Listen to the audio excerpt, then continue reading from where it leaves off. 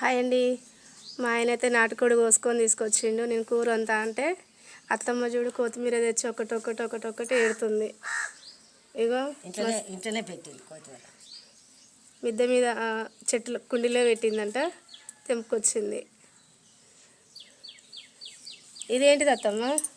అదే ధనియాల పొడి, ఇంకోటి అది మసాలా పొడి. నాటుకోడి వేయాలా? నాటుకోడి వేస్తే అబ్బా అంత రుచి. కళ్ళు తెచ్చుకురా అత్తమ్మ? మరి కళ్ళు తెచ్చుకున్నాము, కళ్ళు ముందలు పెట్టుకుంటాము.